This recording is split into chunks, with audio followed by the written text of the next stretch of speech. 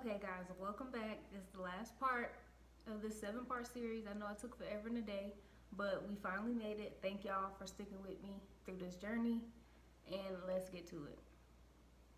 So, around this time, I felt like it would have been better for me if I just focused on, instead of being so pressed to start like my own business or my own or any new endeavors, I felt like it would be beneficial for me to focus on serving other people. I think we get so caught up in like having our own and being an entrepreneur based off of what we see other people doing, of course. And I feel like there's not enough of service, just helping people out that are already doing it. Working your way up from the bottom. I think it's a lot of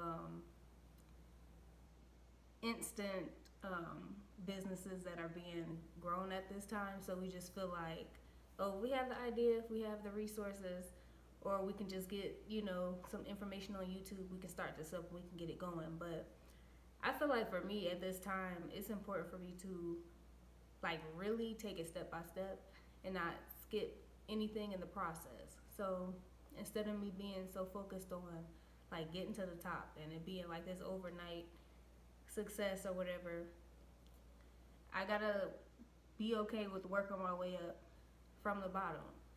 And I feel like the best way to learn is to learn from somebody that's already doing it. My goal for 2022 is to find a mentor, somebody that's doing or is in the space that I would like to be in, somebody that can actually hold me accountable, because I really need that, and somebody that can actually work with me one-on-one and to give me that motivation and to see things that maybe I don't see in myself. Me trying to do this by myself is what's hindering me, because just as easily as I talk myself up, I talk myself right back out. So yeah, for this period in my life, I just want to help. Who can I help? Who can I work under? Who can I learn from? It's not about me having the answers. I want to learn from somebody. I want help. I want people who've already done it. I want people who know things about business and influencing and content creation that I don't know, because that is the realm that I'm in. Like I said, I still don't know what I'm doing. I still don't know what I actually want to accomplish, but this is the start of it. Me sharing my journey on YouTube. I'm trying to get back consistent on social media as well, because social media is such, even though it can be harmful, it can also be so like beneficial for you as far as building community, building an audience, so that whenever I do decide, okay, to launch this business or to do whatever, I have people that have been with me every step of the way. And I think I get so caught up in like the work of it, because I'm like, well, I don't want it to feel like work, but at some point it's like you're either going to put in the effort or you're not. So that's kind of where I'm at right now. I had to just be honest with myself and realize I don't know what I'm doing yet, and that's okay. So after I came to that conclusion, the next step was for me to decide if I wanted to stay in South Carolina or if I wanted to go back to Arizona. And I didn't think that it would be so hard to decide that. It's like, as much as I wanted to leave South Carolina, when I came back, it was just it was comforting because of how familiar it was. But then at the same time, it didn't feel like home. So it's like, even though it was an option for me to stay, my family would have loved for me to stay. It wasn't an issue of like me not being able to come back, but it's just like, you can come back. And I think that's what made it hard. It's easy when it's like your hand is forced and it's like, well, I have no choice but to come back home. This was an open choice either way. I could come back home, start over, or I could go back to Arizona and finish what I started. And y'all know how I struggle with like making decisions. So I think that's what brought on like so much of the anxiety that I just didn't know. It's like, it's a crossroads. Like, do I stay here? Because maybe I wasn't supposed to leave in the first place. or do I just keep going and seeing like what's on the other side? Either way, you got to start over. That's how I was looking at it. But honestly, how I felt deep down, even though it was so comfortable, it just felt like this is no longer home for me. This is no longer an option for me to stay here. I know I got family here, I know I got friends here, but it doesn't feel right to stay. And usually like if I jump out and do something, usually like my family, especially my mom, she'll be the one telling me to like keep going and pursuing whatever I was doing and to not give up. Um, but this time it was like the opposite. I felt like I was supposed to go back to Arizona and not give up, but I had family, especially my mom, especially my parents, because they saw like how unhappy I was, and they wanted me to stay. So it's like it wasn't even a matter of, oh, I'm gonna just keep going so I don't disappoint other people. It's like, no, you got people that's going to understand if you give up. They're gonna understand you if you want to stay and if you want to go back home. Like, but it's still for it to still be my decision to come back to Arizona. Like that was growth for me, because usually I take the easy way out, especially when I got somebody to condone it, especially my mom, because I hold her opinion very high. So if she's telling me, girl, it's okay if you want to come back home, then it's okay if I want to come back home.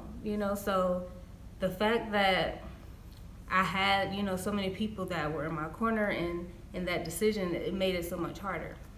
But ultimately, like I said, it just came down to like, even if you stay, you're gonna face the same problems that you had in Arizona. Like, you can't keep running from it, you have to face it. So I just remember like the day before my flight coming back to Arizona, I guess it hit me that I wouldn't see my family for a while again. And then it just hit like that, again, it's no going back. You have to keep moving forward, and that is scary, because it's like, it's not that I hated Arizona, but it just, my memories there was of me just like sitting around and kind of just figuring things out, and not having any friends. So I just really didn't want to go back to that. It didn't seem, didn't feel like I had anything to go back to. So even though I knew it was something I was supposed to do, it was hard. It was a hard decision to make because I didn't want to. And then also, it's like me being at home, like I said, that was my break from reality. So I didn't have to face anything. It was kind of just like I was still in my own world. But I knew that when I went back to Arizona that I had to like really get some stuff going. Like, it was time for me to find a job first, and start building up my savings, get a car, and start saving up for an apartment. Like, life happens. So I wasn't really ready to face that either, because I had gone so long without having to work or do anything.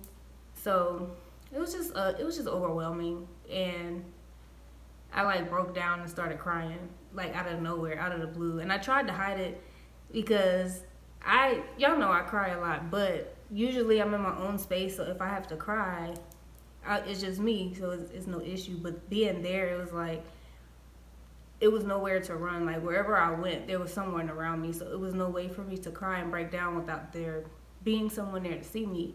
And I feel like that was on purpose, because it was kind of like, you can't even run from your feelings no more. You can't even hide those. Like, you need to let people know what's going on with you. So I remember I broke down crying, and my mom, she was right there. I was trying so hard to hold it in, y'all, and I just couldn't. It came out. And she was asking me, of course, what's wrong. So I locked myself in my little brother's room for like 20 minutes, because I didn't have my own room there. So I was like, just give me a minute. So I locked myself in the room, and I'm just sitting there crying. And then eventually my mom came in there asking me what was wrong. And I didn't want to talk about it, obviously. She forced it out of me, and basically was just saying, like, you can't keep trying to deal with your emotions by yourself. And you can't keep putting it off. Like, you can't keep trying to hold everything in, or like be your own support. Like, you have to lean on the people that's around you. So she forced me to talk about it, and I pretty much was just telling her the same thing. Like, I just kind of just felt like no matter what I do, no matter where I go, like, I don't know if I'm ever going to be happy again.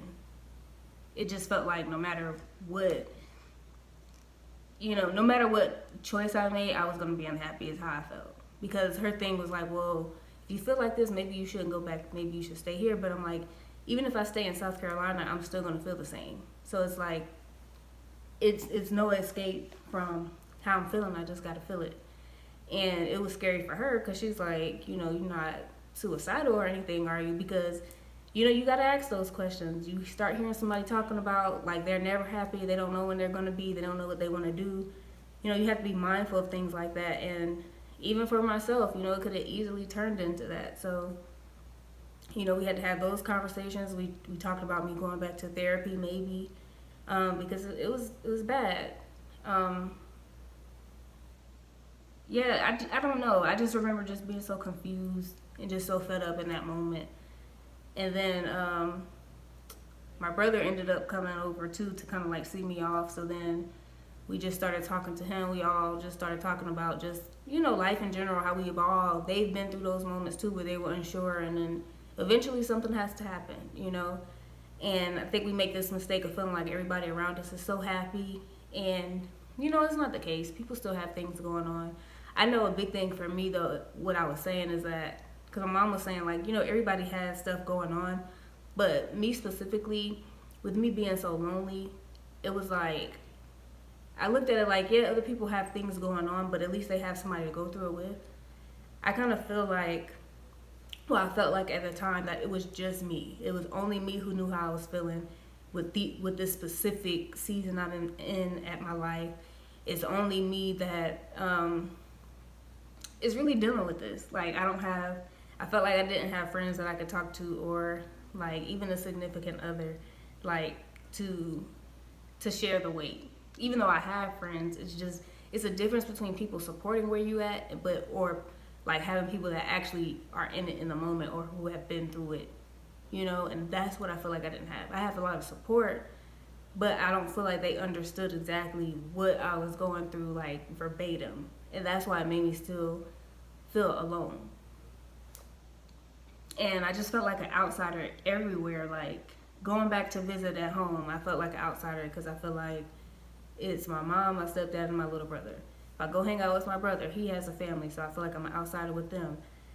Living with my aunt, I love living there, but I felt like an outsider there too because she has her family, she has her children, she has her husband, and it's me. And it's just, I don't know, it's like, yeah, it's my family, but it's still, I don't know, I just, everywhere I go, even with my friends, like being the only single one, it's like everywhere I went, I just always felt like it's just me. And that's the part that was depressing, is like, when am I going to get to a point where I have somebody going through this with me, you know, and it's not just myself. So, you know, it was hard questions that I had to face, and regardless of how I felt, it's just like, I knew I had to go back. So I made the decision to come back to Arizona. I cried like the whole flight back. But then, you know, when I was on the plane, I remember just thinking like, this has to be it. You know, you get to your points where you feel like you want to give up and you feel like you can't go no more. Like, that's usually when you're right there at your breakthrough.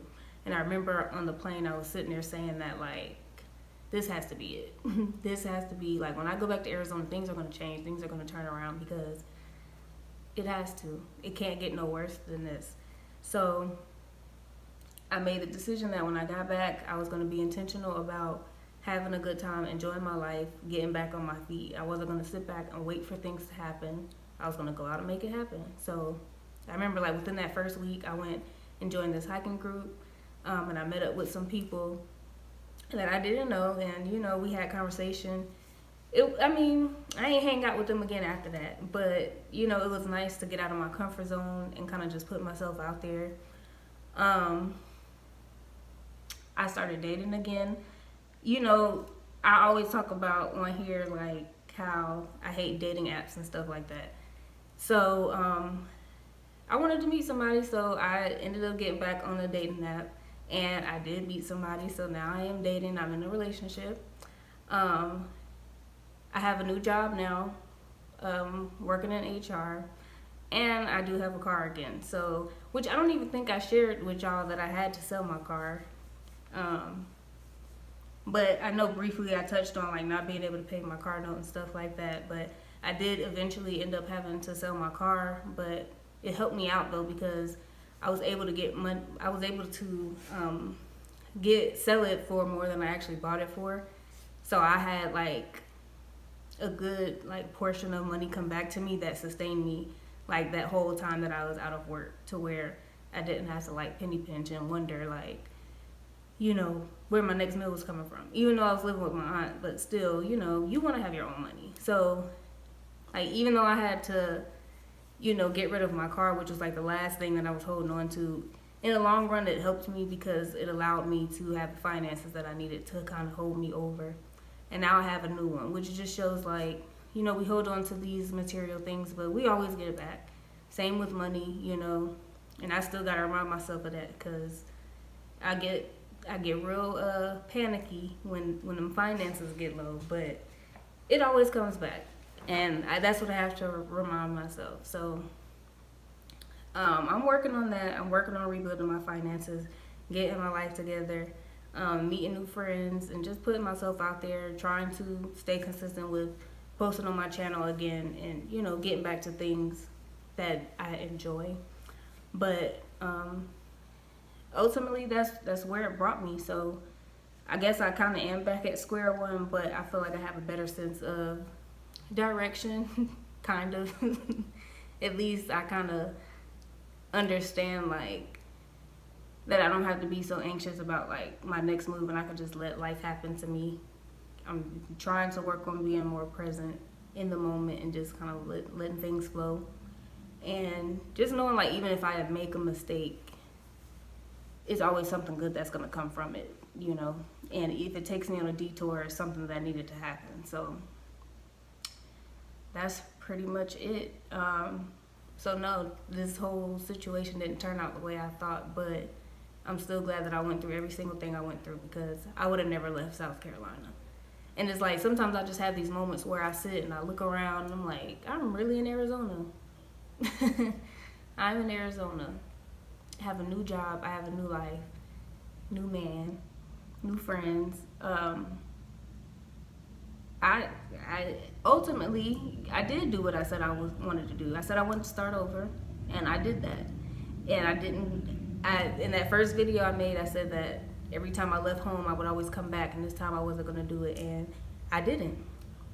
I stuck it out, and I'm in a new place, and I'm starting over. So I don't know what the process is gonna look like from this point forward, and I do want to still continue to share that, but I know I had a long way to go still, and I don't expect like overnight miracles or results anymore. Like, you know how I was always like, oh no, God gonna do something, which I know God is working, but it's step by step, you know. It may not happen this year, next year, the year after that. I may have to continue working 9 to 5 until I really figure out what my passion is, but you know, it's okay. I'm okay. I'm content, and I'm grateful for everything that I have. I'm grateful for this new start and this new journey. And like I said, you know, not having to like be alone anymore, I guess. Not that, like I said, not that I don't understand that my friends and family support me, but being in a relationship now is completely different from me being single.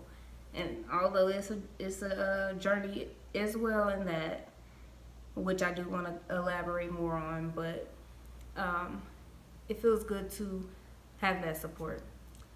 And he's like he's literally in the same journey as I am right now. So it ultimately did end up finding somebody to connect with that knows exactly what it is I'm going through. So that's helped me tremendously. And I'm just excited for where things are going to go from this point forward. So that's it. It's me deciding to continue to move forward, realizing it's not going to be overnight, but I'm committed to the process, and I'm just enjoying where I'm at now. So I'll take that as a happy ending. I didn't die. I'm not homeless on the street. I didn't completely lose my mind, so I consider it a win. So yeah, y'all just keep rocking with me, and I will keep taking y'all along on this ride. Thank you so much, and I will see y'all in the next video. Bye.